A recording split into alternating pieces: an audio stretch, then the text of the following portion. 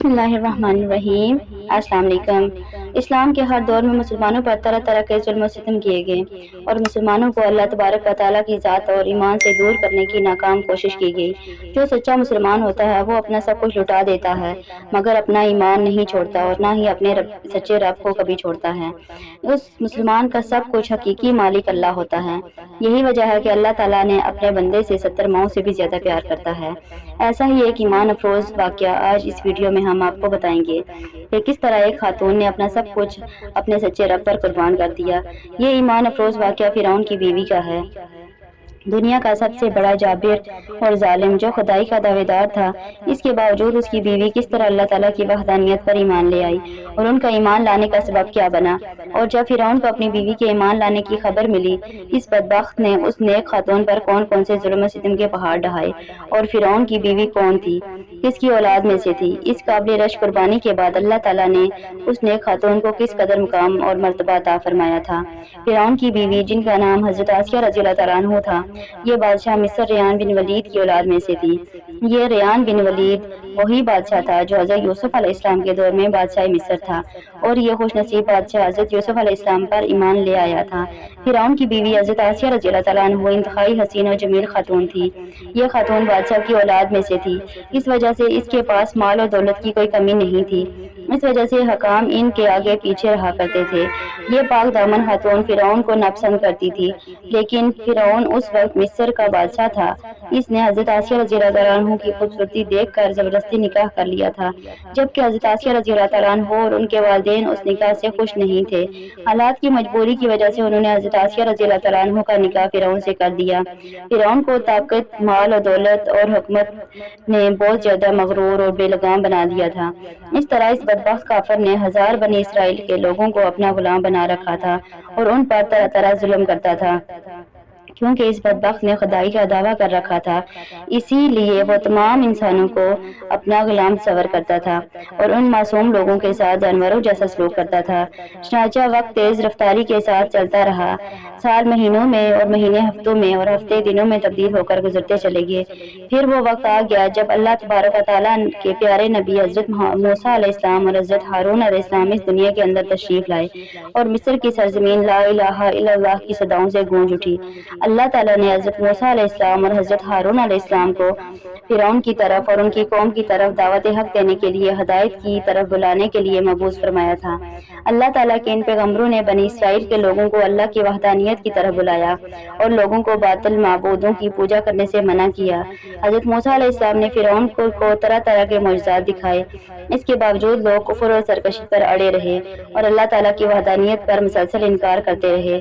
پھر بھی حضرت موسیٰ علیہ السلام فرعون اور بدبخت لوگوں کو دعوت حق دیتے رہے۔ فرعون حضرت موسیٰ علیہ السلام کی اس تبلیغ سے تنگ آ گیا۔ فرعون نے یہ خیال کیا کہ حضرت موسیٰ علیہ السلام کو لوگوں کے سامنے جھوٹا ثابت کیا جائے۔ چنانچہ فرعون نے حضرت موسیٰ علیہ السلام کو جھوٹا ثابت کرنے کے لیے ایک خاص دن مقرر کیا، جس دن مصر کے اندر بہت بڑا میلہ لگتا تھا، جس میلے کے اندر کثیر تعداد میں لوگ جمع ہوتے تھے۔ چنانچہ فرعون نے مصر کے تمام بڑے بڑے جادوگروں کو بلایا اور حضرت موسیٰ علیہ السلام کو جھوٹا ثابت کرنے کا کہا۔ چنانچہ جب میلے کا دن آیا تو ایک وسیع و عریض میدان سجایا گیا۔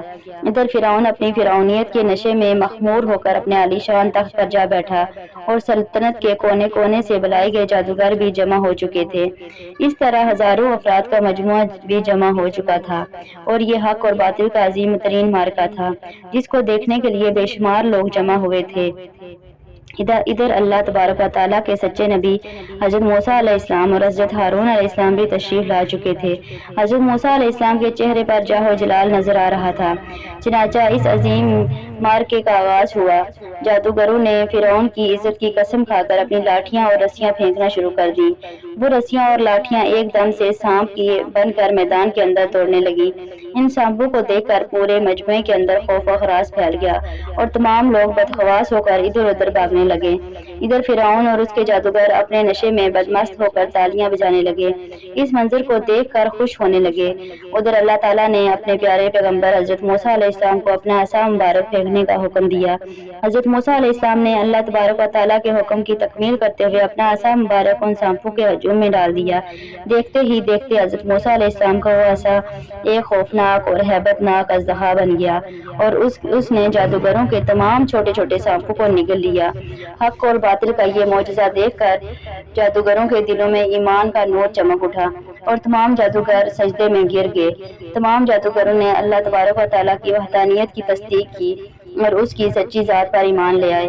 चुनांचे हज़रत मूसा अलैहिस्सलाम के इस अजीम व शान मौजज़े के और जादूगरों के ईमान लाने की खबर हज़रत आसिया रज़ियल्लाहु तआला अन्हु को पहुंची तो उस वक्त हज़रत आसिया रज़ियल्लाहु तआला अन्हु के दिल में भी फौरन हक का नूर चमक उठा। इस तरह हज़रत आसिया रज़ियल्लाहु तआला अन्हु अल्लाह ताला की वहदानियत पर ईमान ले आईं, लेकिन उनका ईमान लाना इतना आसान न था क्योंकि वो एक जालिम, जाबिर और खुदाई के दावेदार बदबख्त हुक्मरान की बीवी थी। हज़रत आसिया रज़ियल्लाहु तआला अन्हु के दिल में ये भी डर था, अगर फ़िरौन को मेरे ईमान का पता चल गया तो जालिम बादशाह मुझ पर जुल्म और सितम के पहाड़ ढहाएगा और अपने जुल्म की तमाम हदें पार कर देगा। मगर इसके बावजूद भी हज़रत आसिया रज़ियल्लाहु तआला अन्हु ने अपना सब कुछ अल्लाह तबारक व तआला की ज़ात पर छोड़ दिया और अल्लाह ताला की वहदानियत पर ईमान ले आईं। इब्तिदा में हज़रत आसिया रज़ियल्लाहु तआला अन्हु ने अपने ईमान को किसी पर ज़ाहिर न किया। कुछ अरसा यूं ही गुजरता रहा।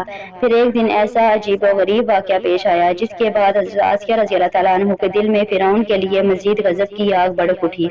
हज़रत आसिया रज़ियल्लाहु तआला अन्हु फ़िरौन से मज़ीद नफ़रत करने लगी और फ़िरौन के मुसलमानों पर किए जाने वाले जुल्म और सितम हज़रत आसिया रज़ियल्लाहु तआला अन्हु के लिए नाकाबिले बर्दाश्त थे। चनाचा वो इबरतनाक वाक़या यूं पेश आया। फ़िरौन की बेटी की एक खादमा थी जो फ़िरौन की बेटी के सर में कंघी किया करती थी। एक दिन उस खादमा के हाथ से कंघी गिर गई तो उस खादमा ने बिस्मिल्लाह पढ़कर कंघी को उठा लिया। ये कलमात फ़िरौन की बीवी ने सुन लिए। इसने फ़िरौन को जाकर बताया कि वो खादमा आपके अलावा किसी और को खुदा मानती है और आपके अलावा किसी और की इबादत करती है।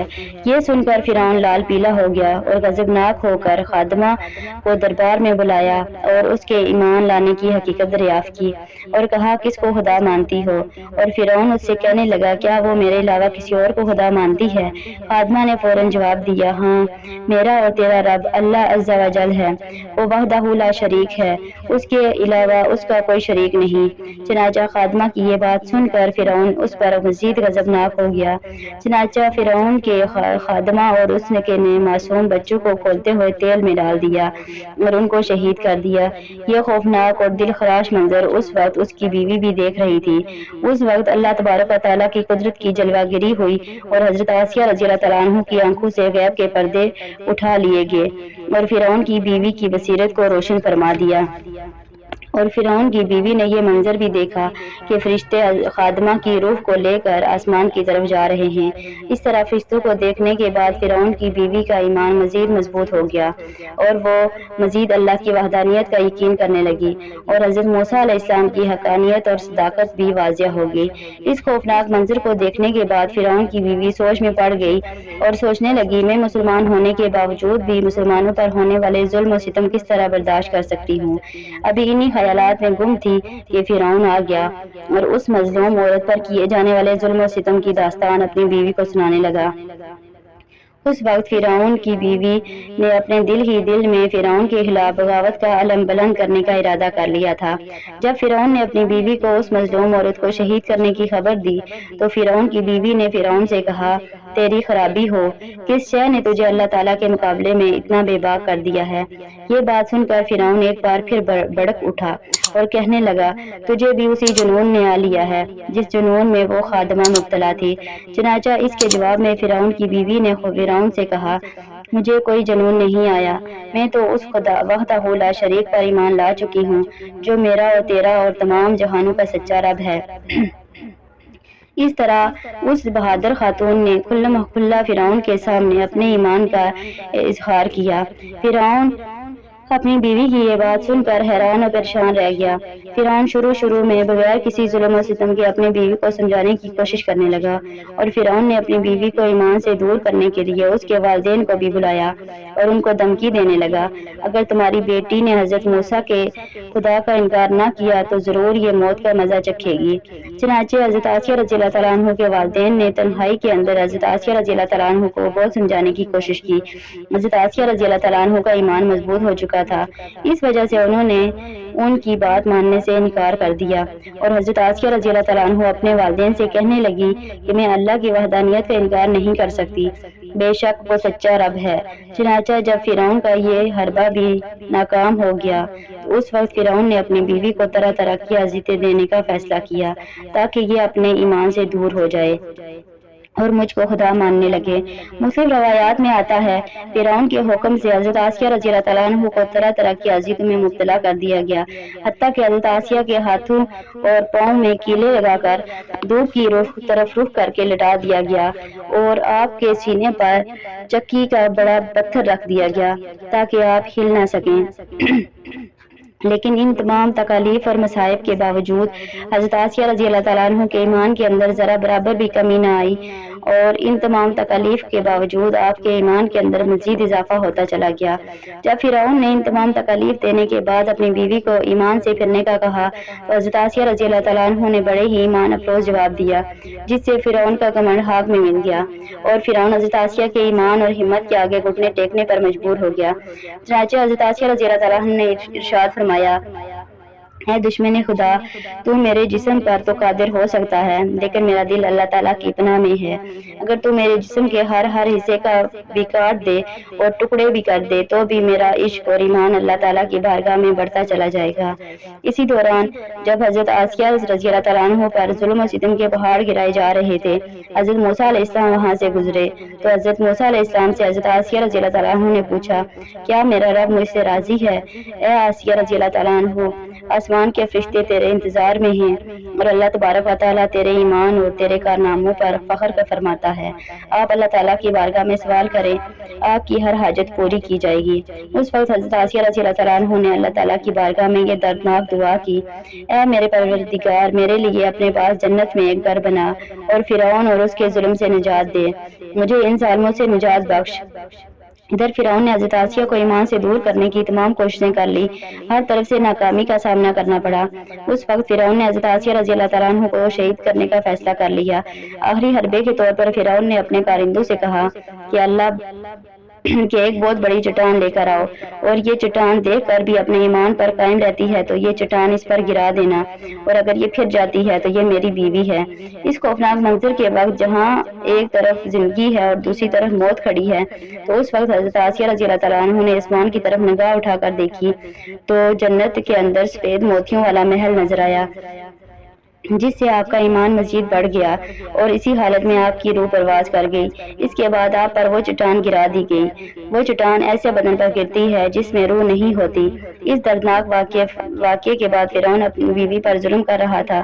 اس وقت اللہ نے اپنے فرشتوں کو حضرت آسیہ رضی اللہ تعالیٰ عنہ پر مقرر کر دیا تھا، اور وہ فرشتے حضرت آسیہ رضی اللہ تعالیٰ عنہ پر سایہ کیے ہوئے تھے اور ان کو جنت کے اندر اپنا مقام دکھا دیا تھا، جس پر حضرت آسیہ رضی اللہ تعالیٰ عنہ فرعون کی تمام مصیبتوں کو بھول چکی تھی، دنیا کی تمام تکالیف اور مصیبتوں کو برداشت کیا اور اللہ کی وحدانیت کو نہیں چھوڑا۔ اللہ تعالیٰ نے حضرت آسیہ کو وہ مقام عطا کیا جو آج تک کسی کو نہیں ملا تھا۔ اللہ پاک سے دعا ہے کہ وہ ہم سب کے ایمان کو مضبوط اور خالص رکھے، دین کی صحیح سمجھ عطا فرمائے، آمین یا رب العالمین۔ اللہ حافظ۔